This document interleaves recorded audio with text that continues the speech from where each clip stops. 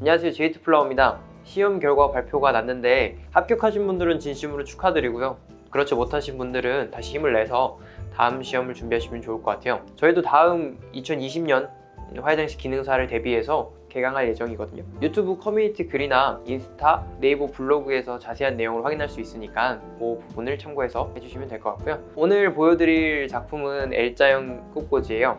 L자형은 역티형하고 비슷한 형태인데 비대칭 형태이기 때문에 그 부분을 집중해서 보시면 좋을 것 같아요. 제가 폼은 이렇게 세팅을 해놨고요. L자형은 그 수직형에 이어서 작은 형태잖아요. 작은 폼을 가지고 있기 때문에 이렇게 조금 프로얄 폼을 작게 세팅하는 것도 좋을 것 같아요. 내년에도 마찬가지로 소재는 정해져 있는 것 같아요. 소재는 똑같이 이번 시험하고 똑같이 쭉 나와 공개된 문제를 통해서 확인이 가능하고요. 그 중에서 저는 추천드리는 건 이 탑사철을 추천드렸어요. 왜냐면 이게 길쭉하고 강한 선이 표현되기 때문에 꽃꽂이기 자체가 익숙하지 않으신 분들은 요것들을 추천드렸죠. 근데 단점도 가지고 있어요, 물론. 자, L자형도 수직이 강조되어 있는 디자인이기 때문에 수직 표현을 해주셔야 돼요. 수직 표현을 할 때는 화기가 높이감이 있다면 화기 높이 한 3배 정도 생각하시면 되고요.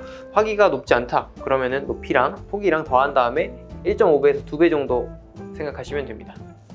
비대칭 디자인이기 때문에 가운데 꽂으시면 안 되고 치우치게 꽂아주시면 돼요. 그리고 꽂아놓은 A점에 한 3분의 2 정도 되게 팔을 잡아주시면 됩니다. 이렇게 화기에 거의 닿게 세팅을 해주시면 돼요.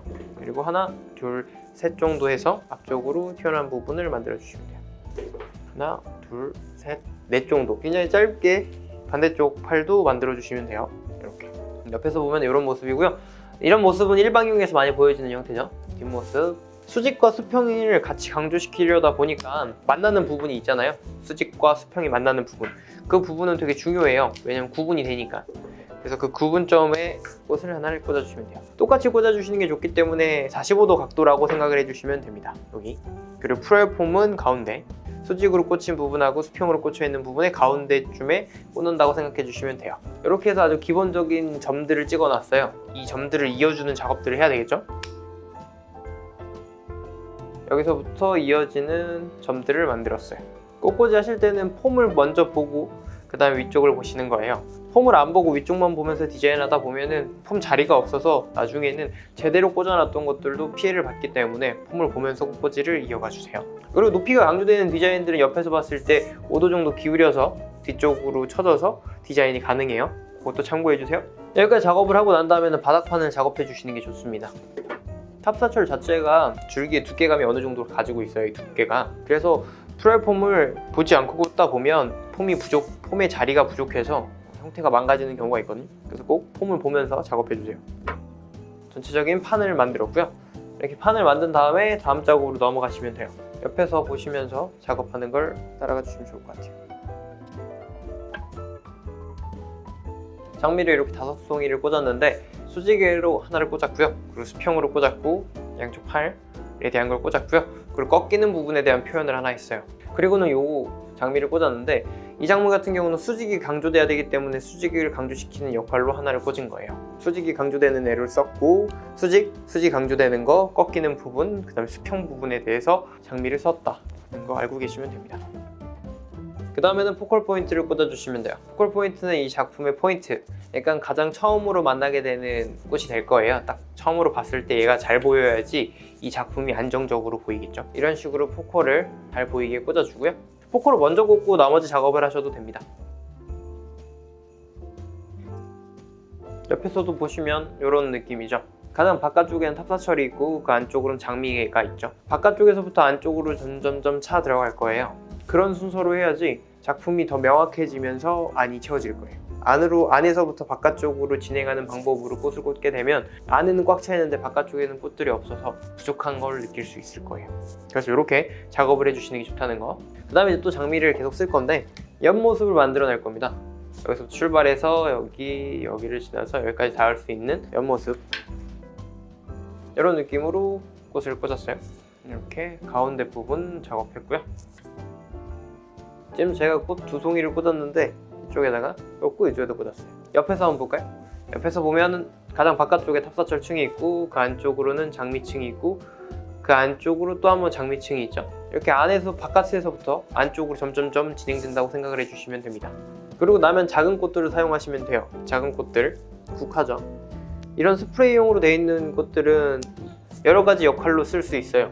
스프레이용 자체를 이용해서 채우기로 쓸 수도 있고요. 그게 가장 기본적인 필러 플라워의 역할이고요. 근데 얘네들을 다 정리해서 위쪽으로 이렇게 쓰면 라인 플라워처럼 쓸 수 있어요. 그래서 내가 어떻게 정리하는지에 따라서 활용도가 높기 때문에 이런 것들 두 가지가 기능사에 나오게 됐죠.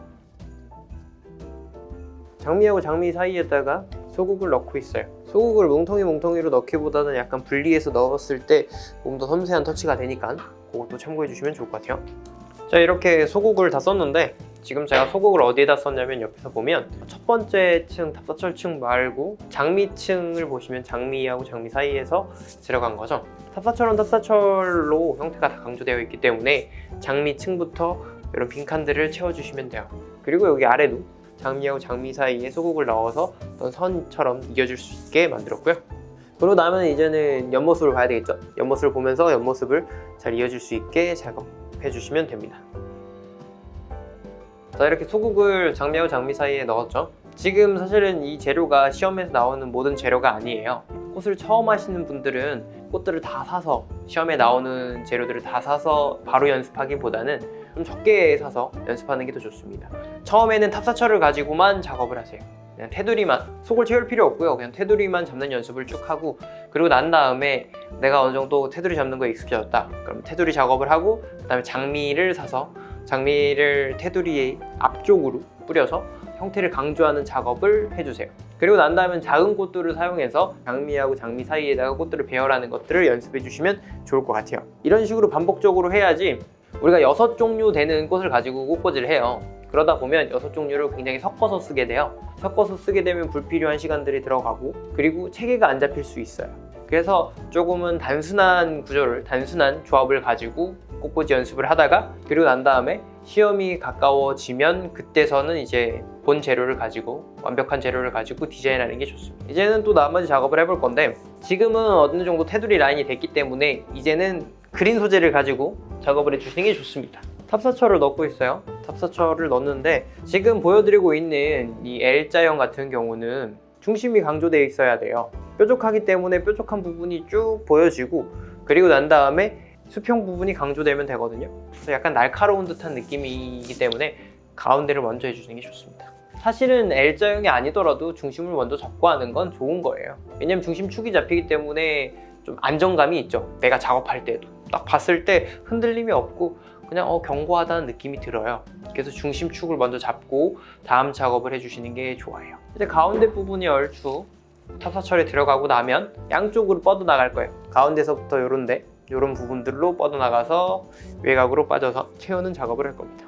옆에서 보시면 이렇게 장미하고 장미 사이에 탑사철이 들어가고 있는 모습이 보여질 거예요. 화장실 기능사 시험은 사실 대회가 아니에요. 1등이 있어야 되는 시험이 아니기 때문에 다양한 플로리스트들이 다양하게 해석해서 L자형을 만들어내거나 다른 형태를 만들어내요. 그래서 학원에서 배우시는 내용들이 잘못된 게 아니고 다른 방법으로 해석한 요구 조건에 맞춰서 만든 다른 형태의 접근 방법이라고 생각해 주시는 게 좋습니다. 저도 정답이라고 얘기할 수는 없고요. 정답이 아니라고 얘기할 수도 없는 부분이니까. 어떤 방법이 나의 이해를 돕느냐에 좀 더 집중해서 영상을 봐주시고 그리고 수업에 참가해 주시면 좋을 것 같아요. 이제는 탑사철을 어느 정도 다 넣었고요. 탑사철을 넣으면서 플랫폼이 가려졌어요. 그렇기 때문에 이제 탑사철을 내려놓고 이제는 좀 작은 꽃들을 선택해 주시는 게 좋아요.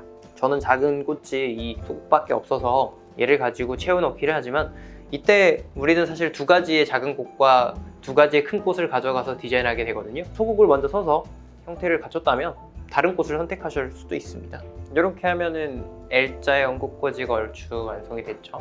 제가 하고 있는 방법들은 형태를 강조시키기 위해서 시작해서 끝까지 만들어가고 있어요. 그래서 먼저 중요한 부분부터 채우고 그 다음에 안쪽으로 들어가면서 플랫폼을 가리고 있죠. 근데 많은 분들은 플랫폼을 가리기 위해서 뭔가를 많이 해요. 근데 플랫폼 가리기에 너무 얽매이게 되면 형태가 무너지는 경우가 많아요. 그러니까 형태를 다 갖추고 난 다음에 플랫폼 작업으로 넘어가시는 자연스러운 흐름을 만드시는 게 중요하다고 생각해요. L자형 꽃꽂이 아직 완성은 아니고요. 이쪽도 가려야 되고 그다음에 부분적으로 빈대도 있는데 지금 기억해야 되는 건 제가 어떤 순서로 꽃을 사용했고 그리고 이제 어떤 순서로 꽃을 꽂았는지와 그리고 어디서부터 작업을 했는지 1을 보시는 게 좋을 것 같아요. 아직 시험 일정이 발표가 안 돼 있어서 정확하게는 알 수 없지만 3월 정도, 3월에서 4월 정도에 첫 번째 시험이 있을 거예요. 그 시험 같은 경우도 저희가 올해 봤던 올해 마지막 시험하고 비슷한 유형으로 나올 거니까 그렇게 잘 준비하시면 될 것 같고요. 혹시 저희한테 뭐 질문이 있으시거나 아니면은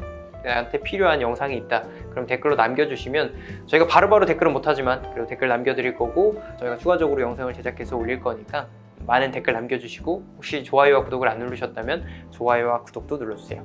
감사합니다. J2플라워였습니다.